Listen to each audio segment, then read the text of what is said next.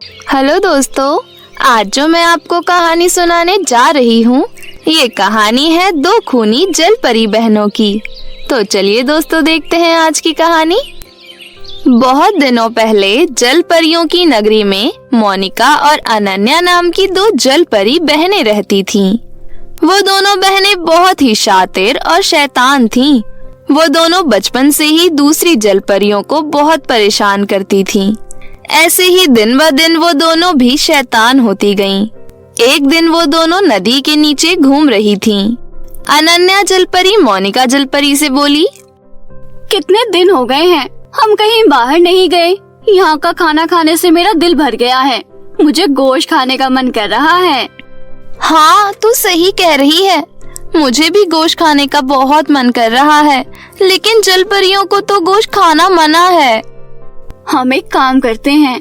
मैंने सुना है कि इस नदी की मछली बहुत स्वादिष्ट है। हम यहाँ की मछली पकड़कर खा लेते हैं। लेकिन ये काम हमें बहुत छुप कर करना होगा। अगर ये बात रानी जलपरी को पता चल गई तो वो बहुत गुस्सा करेंगी।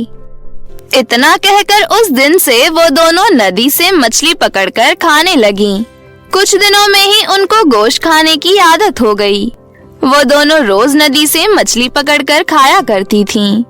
कुछ दिनों में ही जलपरी की नगरी में सारी मछलियां खत्म होने लगीं। कुछ दिन बाद ये बात कुछ जलपरियों को पता चल गई और उन्होंने मोनिका और अनन्या को मछली खाते हुए देख लिया। ये देखकर दोनों जलपरियां आपस में कहने लगीं, अरे ये देखो, मोनिका और अनन्या जलपरी कैसे मछलियाँ खा रही हैं। लेकिन हम जलपरियों को तो गोश्त खाना मना है ना। हाँ, हमें ये बात रानी माँ को बता देनी चाहिए, नहीं तो ये दोनों यहाँ पर एक भी मछली नहीं छोड़ेंगी। हाँ, तुम दोनों सही कह रही हो। चलो हम अभी रानी माँ को सारी बात बता देते हैं। इतना कहकर वो तीनों जलपरी रानी माँ के महल में जाती हैं। वहाँ जाकर उन्होंने रानी माँ को सारी बात बता दी। ये सब सुनकर रानी माँ उनसे बोली, मैं भी कुछ दिनों से उन दोनों जलपरियों के ऊपर नजर रख रही हूँ। अच्छा किया तुम लोगों ने मुझे बता दिया। मैं कल ही उनको सबक सिखाऊंगी। अब तुम लोग जा सकते हो। रानी माँ के इतना कहने पर तीनों जलपरियां वहाँ से चली गईं। अगले दिन सुबह रानी माँ मोनिका और अनन्या जलपरी को ढूंढने के लिए निकल गईं। फिर उन्होंने एक जगह पर जाकर देखा, वो दोनों बहनें मछली खा रही थीं। ये देखकर रानी माँ उन दोनों के सामने गई। रानी माँ को देखकर दोनों बहनें डर गईं और रानी माँ उन दोनों से बोली, तुम दोनों ये क्या कर रही हो? तुम्हें पता नहीं कि जलपरियों की नगरी में ये सब करना मना है? लेकिन रानी माँ, हमें गोश्त खाना बहुत अच्छा लगता है, लेकिन आप हमें माफ कर दीजिए। हम ऐसा दोबारा कभी नहीं करेंगे। नहीं, तुम दोनों को गोश्त खाने की आदत हो गई है। तुम लोग ऐसे दूसरे जलपरियों के साथ नहीं रह सकती। मैं तुम लोगों को पृथ्वीलोक में भेज दूंगी। उसके बाद दोनों बहनों ने रानी माँ से बहुत माफी मांगी, लेकिन रानी माँ ने उनकी एक न मानी और उन दोनों को पृथ्वीलोक पर भेज दिया। पृथ्वीलोक पर आकर दोनों बहनों ने एक छोटा सा घर बना लिया। उसके बाद से वो दोनों जलपरी बहनें वहीं रहने लगीं। लेकिन पृथ्वीलोक पर उन दोनों को ढंग से खाना भी नहीं मिल रहा था।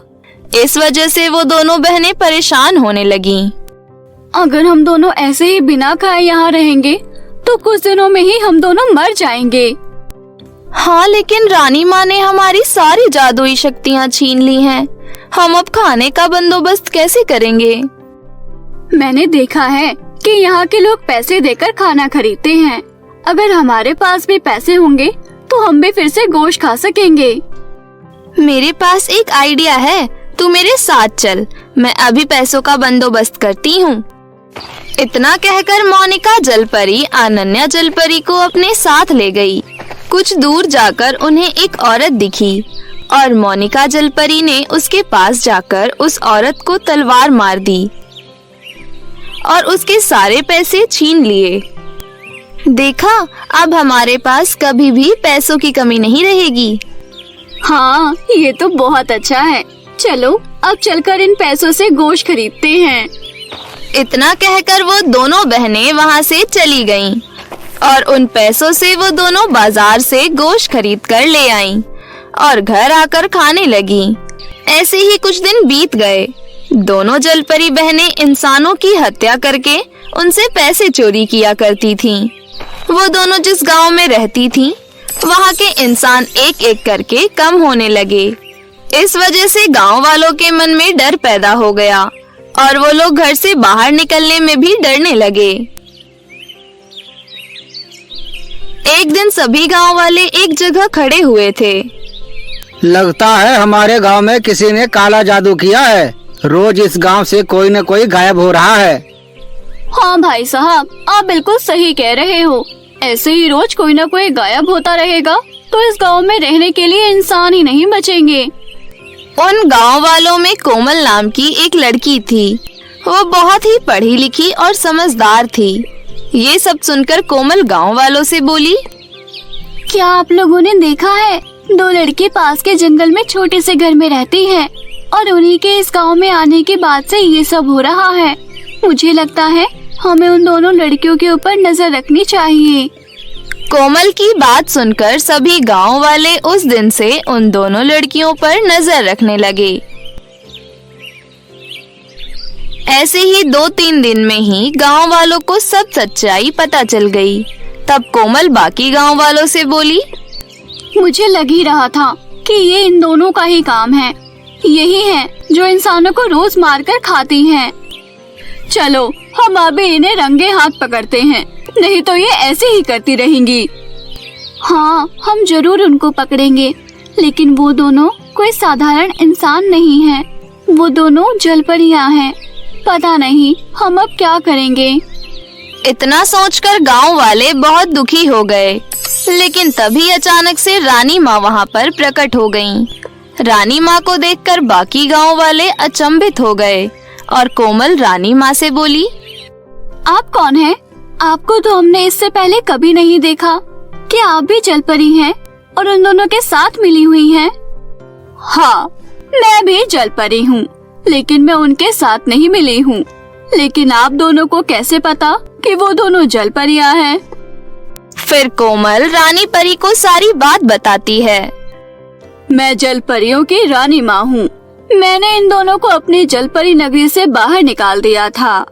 आज मैं यहाँ आई थी ये देखने की वो दोनों सुधरी है या नहीं, लेकिन ये दोनों पहले से भी ज्यादा और खतरनाक हो गई हैं। आप लोग फिक्र मत कीजिए, मैं उनको जरूर सजा दूंगी। इतना कहकर रानी माँ वहाँ से गायब हो जाती हैं और मोनिका और अनन्या के पास आ जाती हैं। रानी माँ को देखकर वो दोनों बहुत डर गईं। तब रानी माँ दोनों जलपरियों से बोली, मैंने तुम दोनों को पृथ्वी लोक पर सुधरने के लिए भेजा था, लेकिन तुम दोनों यहाँ पर आकर और भी खुखार हो गए। अब मैं तुम दोनों को जलपरी नगरी की जेल में डाल दूंगी। ये सुनकर दोनों बहनें रानी माँ के सामने तलवार लेकर आने लगीं। तभी रानी माँ ने अपनी जादुई छड़ी से उन दोनों को रस्सियों से बांध दिया। जैसे ही वो दोनों रस्सियों से बंध गईं, तो गांव वालों ने उन्हें बहुत मारा। उन दोनों बहनों की हालत बहुत खराब हो गई। तब रानी माँ उन दोनों जलपरियों को अपने साथ जलपरी नगर वापस ले गईं और वहाँ पर ले जाकर जिंदगी भर के लिए जेल में कैद कर दिया। तो मेरे प्यारे दोस्तों, कैसी लगी आपको 2 खूनी जलपरी बहनों की कहानी? हमें कमेंट में जरूर बताएं। और अगर आपको हमारी कहानी अच्छी लगी हो तो इसे अपने दोस्तों के साथ भी शेयर करें। और हाँ दोस्तों, अगर आपने अभी तक हमारे चैनल को सब्सक्राइब नहीं किया है तो जल्दी से नीचे लाल बटन दबाकर सब्सक्राइब कर लें और बेल आइकन दबाना ना भूलें। तो मिलते हैं फिर किसी नई कहानी के साथ। तब तक आप लोग अपना ख्याल रखें। धन्यवाद।